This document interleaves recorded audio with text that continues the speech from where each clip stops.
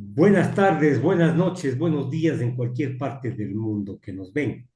Hoy estoy con el doctor Luis Manuel Carpio Flores, profesor universitario y abogado en el ejercicio.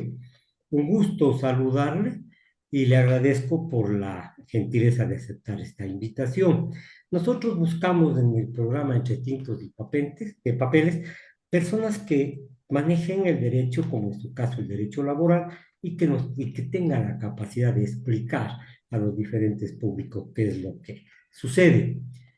Nosotros estamos afrontando este momento una petición del presidente de la República del Ecuador en cuanto se refiere a una serie de reformas de carácter laboral, que a decir de las centrales sindicales de organizaciones políticas vulneran los derechos de los trabajadores y que es regresiva este proyecto de ley. ¿Cuál es su opinión, a grosso modo, para entrar después en la casuística, por favor? Sí, buenas tardes. Una vez más, muchas gracias, doctor, por la invitación.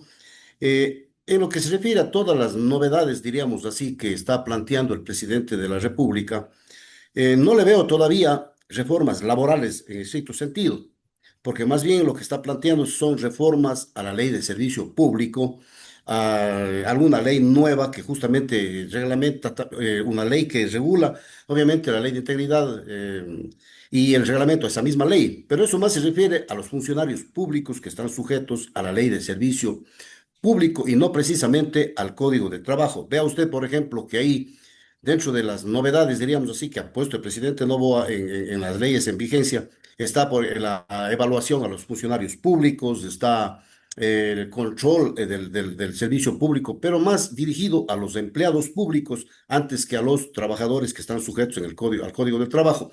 No nos olvidemos que en el sector público, de acuerdo al mandato constitucional, del artículo 326, numeral 16, hay funcionarios que están sujetos a la ley de servicio público, que son todos aquellos que ejercen funciones de dirección, administración, administrativas, perdón, dirección, representación administrativas, y todos los que no se encuadran en estas, estamos hablando que van al Código de Trabajo. El Entonces, en el trabajo. Código de Trabajo se vuelve un poco más compleja las reformas legales. ¿Por qué razón? Porque el Código del Trabajo ya contempla otro tipo de estructura jurídica. Ahí ya vamos a hablar nosotros de que el Código del Trabajo contempla el sindicalismo público, sobre todo, en donde Correcto. ya es mucho más difícil querer cambiar las normas cuando ya existen muchísimos derechos plasmados en la contratación colectiva, por ejemplo. Estoy de acuerdo totalmente con usted. Si esto es que tiene que tener mayor fuerza con el sistema de los servicios trabajadores públicos, pero gran cantidad de personas, gran cantidad de funcionarios que han ingresado a través de un contrato temporal, a través de un concurso, en fin, y que no tienen nombramiento todavía, pero ellos tienen ya un derecho adquirido. Incluso se habló en algún tiempo de la precarización laboral cuando no se les daba el nombramiento en tiempo oportuno. No sé si esto agrava esa precariedad que se señaló en algún momento, Luis. Evidentemente que sí, ¿no? Porque ¿qué es lo que hemos estado acostumbrados desde hace muchísimos años, hace más de 15 años atrás, a que las personas estén justamente en una situación precaria prestando sus servicios? Mm, Y figúrese usted que es irónico y establecer que los trabajadores, los empleados que han entrado al servicio público por medio de ese tipo de contratos precarios, justamente son violentados sus derechos por quienes dictaron la Constitución en ese sentido y quienes correcto. establecieron la ley de servicio público. Entonces, ¿qué es lo que ha pretendido? Y esto ha sucedido no solo a nivel de presidentes de la República, sino también a nivel de organismos de desarrollo autónomos regionales, como los municipios de los consejos provinciales, en donde también han cogido esa mala costumbre de tener a los empleados contratados por servicios ocasionales por largos periodos a fin de no darles estabilidad. Entiendo que el objetivo de ellos es tenerles precarizados. ¿Para qué? Para que en las campañas políticas les ayuden en la campaña sin ningún tipo de condicionamiento, lo cual no pueden hacer cuando tienen funcionarios que tienen ya nombramientos definitivos. Entonces, lamentablemente, doctor, se ha dado este caso tanto en el sector a nivel nivel de ejecutivo, cuanto en municipios y consejos provinciales, que ha habido muchísimas personas que han sido contratadas de esa manera y cuando viene el cambio de alcaldes o viene el cambio de gobierno, les remueven a todos esos, inician juicios constitucionales y les tienen que reintegrar al puesto de trabajo porque obviamente la Corte Constitucional ha determinado que ese tipo de personas, cuando se les da por terminado ilegalmente ese tipo de contratos ocasionales, tiene que volver al puesto de trabajo hasta que se llame al respectivo concurso Correcto. y evidentemente se haga el concurso y se le dé la estabilidad a esa persona. Lamentablemente sucede eso. Perfecto. Ahora, vemos entonces que hay un mundo de precariedad en los organismos seccionales, en el gobierno, en fin, el gobierno central. Pero ahora el presidente de la República ha dicho que va a desvincular a 5.000 trabajadores, especialmente del Instituto Ecuatoriano de Seguridad, la función judicial, en fin, o sea, con una amenaza que lleva a que condene la actitud del presidente de la República y ha logrado en algún momento la aceptación de las personas. El criterio de las personas es que sí, que los funcionarios son ociosos, que el empleado público está becado. Esto no es lesivo incluso para la dignidad de las personas que están trabajando en estas condiciones. Pero por supuesto, aquí obviamente yo como abogado de defensor que he sido en la mayoría de casos de la parte laboral, nunca voy a estar de acuerdo con las desvinculaciones masivas. Nunca vamos a estar de acuerdo porque son personas que se van a quedar sin trabajo. Lamentablemente, muchas ocasiones se utiliza esto políticamente y dice voy a sacar a los que no son de mi línea y voy a poner a los que son de mi línea y volvemos al mismo problema, volvemos al mismo vaivén, cambian los gobiernos, cambian los alcaldes, cambian los prefectos y regresamos a la misma situación lamentable. En este momento, señores, que les van a desvincular de acuerdo a un reglamento, a una norma técnica, porque inclusive sé que el día de ayer han expedido el Ministerio del Trabajo Así una es. norma técnica para desvincular a 5.000 personas en el sector público. Eso va a suceder que van a venir las demandas respectivas y obviamente los jueces aplicando resoluciones de la Corte Constitucional les van a reintegrar al puesto de trabajo. Yo diría que en todos los casos debería ser así, porque no puede un decreto ejecutivo del presidente de la República, por más que tenga el apoyo de la Asamblea Nacional, por más que tenga todo eso, no puede cambiar las sentencias de la Corte Constitucional. Entonces, esas personas, obviamente que se van a ser afectados sus derechos, tendrán todo el derecho redundando a iniciar las acciones pertinentes para cuidar sus derechos. Bueno, ahora, el presidente de la República está disfrazando, perdónenme el término, pero como periodista me gusta ser claro. El presidente de la República está disfrazando en algún momento la situación de la reestructuración de la función pública, de los funcionarios, en fin, a través de una evaluación constante en el desempeño de los servidores públicos. A mí me parece realmente, primeramente, el decreto aberrante en contra de la ley, en contra de las disposiciones de la Corte Constitucional, y a base de que van a hacer la evaluación de los funcionarios por la afinidad política o por el rendimiento del trabajo. Bueno, estaba leyéndolo someramente porque como es nuevo todo esto, estábamos leyendo así en forma muy ligera. Se dice ahí que no va a haber pues la evaluación con sentimientos políticos, partidistas, se dice que no va a haber eso, pero usted sabe que eso es difícil de creer. Y a veces no solo motiva el asunto político, a veces religioso, sino a veces el asunto personal. Un jefe que no le quiera a un subalterno definitivamente le va a evaluar de la pésima manera. Cambiaron la evaluación que era cada año, que hacerlo cada 6 meses, y obviamente va a tener criterios demasiadamente subjetivos para esa evaluación. Lamentablemente dice que el evaluado, si no pasa, si es calificado como insuficiente, inmediatamente se le iniciará un sumario administrativo para retirarle del cargo. Entiendo que esa evaluación evidentemente va a ser para los funcionarios que ya tienen nombramiento definitivo, porque a los que tienen nombramiento provisional, ahí en el mismo reglamento se está diciendo que se pueden dar por terminados por voluntad de la entidad nominadora, ¿no? Si la entidad nominadora, en el caso de los GAT, no cumple la disposición emitida por el Ejecutivo, estaría cometiendo desacato, estaría a lo mejor violentando la ley o estarán apegándose a la Constitución, respaldando a sus trabajadores, porque hay estas dos alternativas, o cumplo o no. Si no cumple, a lo mejor vienen las reglas, las represalias para separar a los trabajadores, si no cumplo, repito, a los GATS, en fin. Y si cumplo, claro, bajo la cabeza, pero este es un sometimiento que lesiona el derecho al trabajo.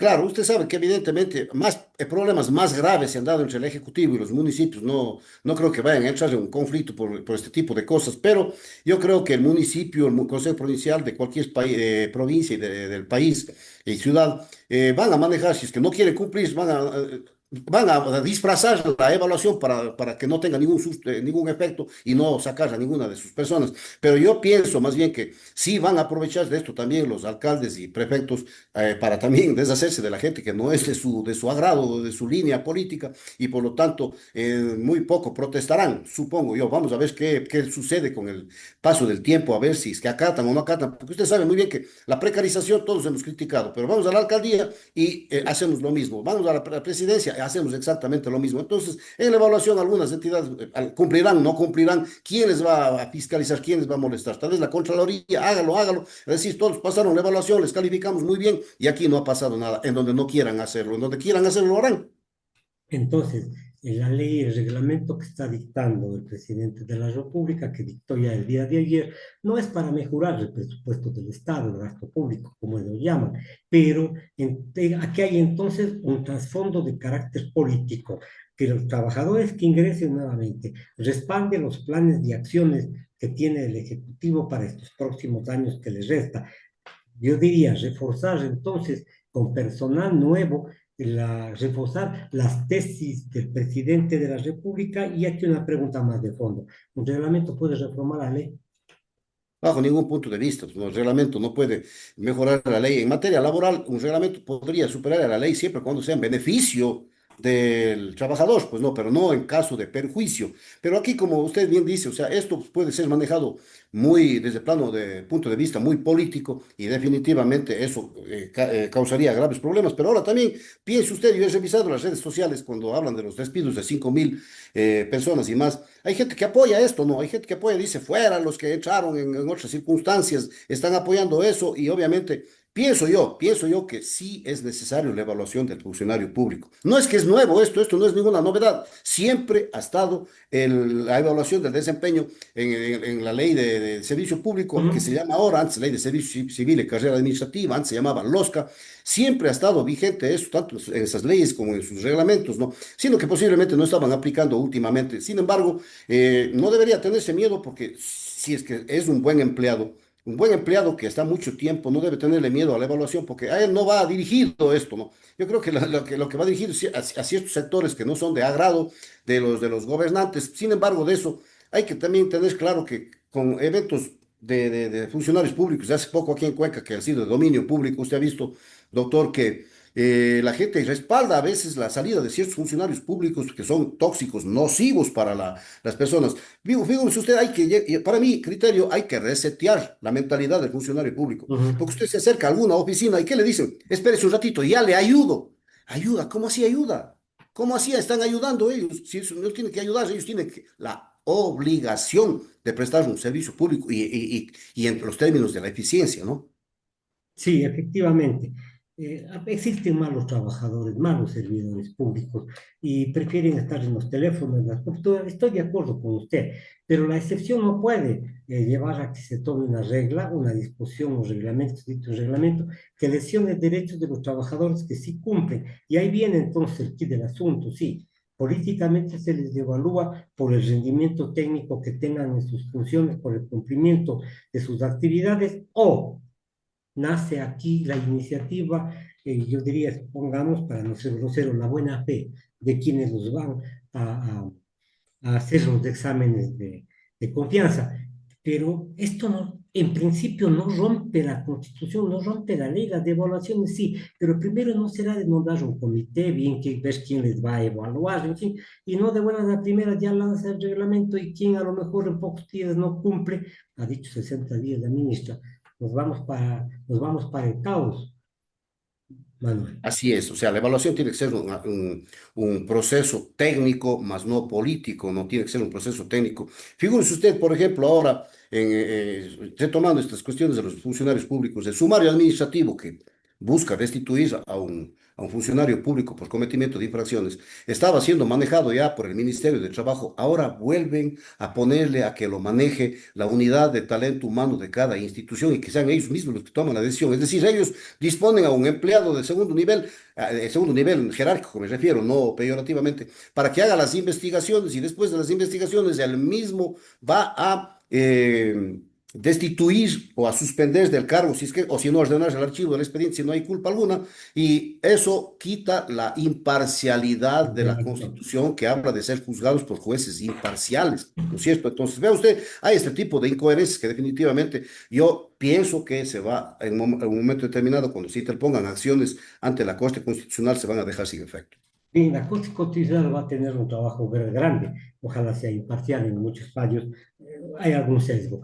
Pero también hay otra forma muy curiosa que el presidente de la República ha señalado el día de ayer. 22 ministerios que en el Correato estuvieron vigentes van a bajar a 14, fusiona varios ministerios.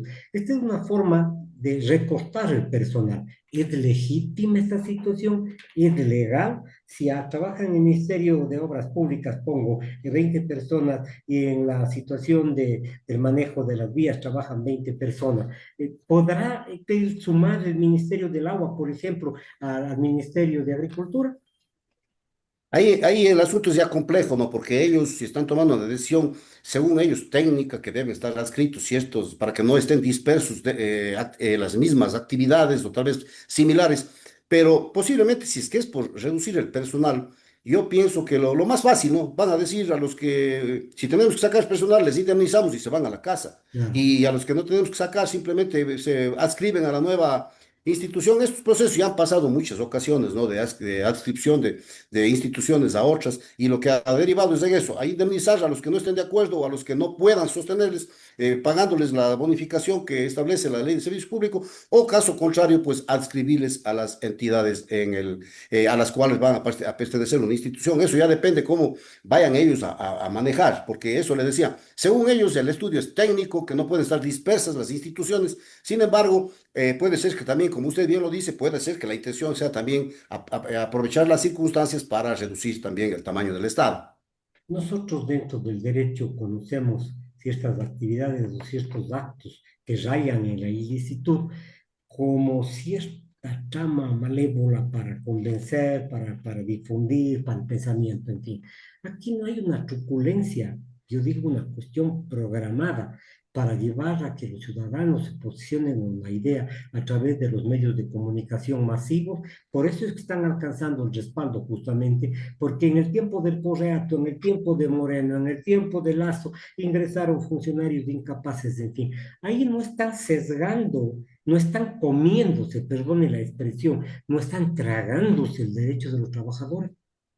Pero claro, por supuesto, o sea, por eso yo le decía hace un momento, todo gobierno, toda entidad municipal o provincial, siempre tienen esa política de buscar la manera de estar trabajando con la gente de su gusto, y buscan cualquier tipo de argumento, cualquier tipo de artificio. ¿Para qué? Para poder hacer cumplir sus metas, ¿no? Y obviamente se están olvidando que, como usted lo ha señalado perfectamente, existen derechos laborales, derechos adquiridos, derechos constitucionales. No nos olvidemos que la Constitución habla de la progresividad de derechos, ya no podemos retroceder los derechos, ya no podemos ser regresivos, siempre progresividad de derechos. Y de tal virtud, no solo en el sector público, sino también vaya viendo en el sector privado ha sucedido eso. Siempre están buscando la manera de conculcar los derechos de los trabajadores. ¿Por qué? Porque definitivamente para el Estado y para la empresa privada, el trabajador siempre, a pesar que es la fuerza que permite el desarrollo, siempre será la piedra en el zapato cuando se trata de erogaciones de dinero, ¿no? Claro, todavía existe la tesis de que los trabajadores son enemigos del capital y enemigos del dueño de la empresa, cuando hay teorías nuevas, por ejemplo en Europa, que la comunión de las dos posiciones del patrón y de los trabajadores lleva a que flote y de mejor forma la empresa, pero acá todavía se le tiene al trabajador como enemigo de la empresa. Pero varias instituciones, repito, algunas universidades, varios centros educativos del país se han pronunciado en contra de la ley. Definitivamente no acepta. Y un claro ejemplo, la Casa de la Cultura Ecuatoriana se dice están vulnerando los derechos de ellos y se oponen totalmente, porque la Casa de la Cultura Ecuatoriana es una entidad autónoma fuera del gobierno y además de eso tiene personal que se dedica a actividades que posiblemente no les guste en la cuestión artística, en la cuestión de escritores, de, en fin, a los gobernantes. ¿Qué piensa usted, Manuel? No se olvide, doctor, que quienes forman parte de una institución tienen que defenderla, pues, hasta por lógica, ¿no? Yo recuerdo, y le comento muy brevemente, yo trabajé en el CREA, fui director de talento humano del CREA en el Ya. año 93 al 97, y al pobre CREA le desaparecieron. Ujú. Empezaron a ponerle todos los peros al CREA por el hecho de que era un organismo eh, pionero de muchas obras en ese tiempo, era un organismo de ejemplo, de desarrollo regional, que Como dejaba, modelo. que ponía en sombra a los consejos provinciales y a los municipios. El CREA era de Azuay, Cañar y Morona, Santiago, y venía el celo de las prefecturas y de los municipios porque, por el protagonismo que tenía esa gran institución que era el CREA. Empezaron los egoísmos, empezaron esas cosas y lo terminaron desapareciendo. Pero obviamente los directivos del CREA siempre la defendieron con toda la energía, con todo el vigor. Pero igual sucede aquí, ¿no? Es obvio que la Casa de la Cultura y otras entidades que están siendo adscritas tendrán que protestar porque ya están acostumbrados a estar solos, a manejarse financieramente, administrativamente, en forma autónoma, no les va a gustar. Pero el tiempo lo dará si los resultados serán buenos o malos. Yo Pues, pienso que cada institución debería tener su propia descentralización, diríamos, si podemos hablar de eso, correcto. desconcentración, y no estás dependiendo de los poderes centrales, porque a veces tiene que ir a mendigar para esferos, para hojas, para ese tipo de cosas, ¿no? Bien, se dice, Manuel, una cosa que a mí me impactó, que todas las instituciones del Estado, especialmente de instituciones que tienen la característica de ser independientes, tienen una planificación, tienen una garantía hacia sus ciudadanos que trabajan allí, y además de eso, se dice que afectan los principios de continuidad en la tarea que realizan. Pongo un ejemplo, la Casa de la Cultura va este rato al Ministerio de Educación. ¿Dónde queda la obra realizada en tantos años? Van a supeditarse a un nuevo criterio de un ministro y se vuelve más política todavía de lo que son los organismos de pensamiento en el país. Así es, o sea, lamentablemente es así, o sea, definitivamente cada institución ya bien o mal que les hayan independizado, ya están.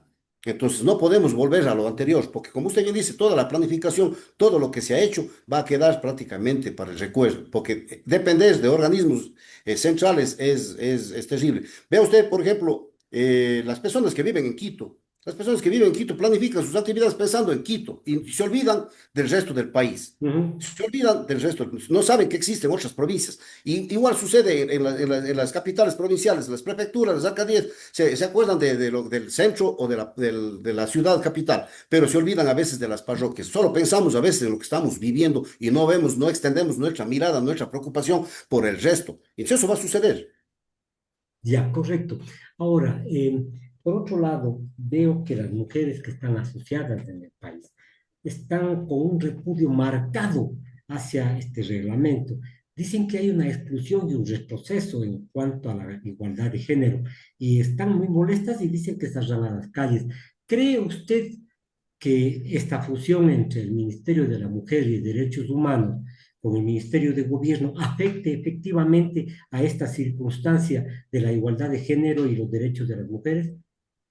Yo pensaría que no, ¿por qué? Porque existe una norma constitucional que habla de la igualdad de derechos de la mujer, existe en el capítulo del trabajo, habla de la no discriminación a la mujer, habla de las oportunidades, igualdad de derechos, igualdad de oportunidades de la mujer, eso a nivel constitucional. Y hace un tiempito atrás se dictó la ley Violeta, que se llama, que es Ujú. una ley de protección a la mujer, en donde se le trata de asimismo de evitar la discriminación, obviamente en línea con la Constitución de la República, ¿no es cierto? Mejoras en el empleo para ellas, regular jornadas de trabajo. Yo creo que eso sería complicado que se quiera conculcar los derechos de la mujer teniendo ya un esquema jurídico y constitucional que es a su favor. Bien, o sea que a lo mejor ahí hay una preocupación en demasía por este grupo de personas, pero asimismo se quejan los del Ministerio de Turismo. Yo le estoy poniendo un ejemplo en este momento de la preparación que realicé para el programa. Es decir, hay un repudio de todo lado. ¿El presidente de la República debería recular o debería seguir tratando de imponer este decreto ejecutivo? Porque muchos dicen incluso que es una receta dada por el Fondo Monetario Internacional.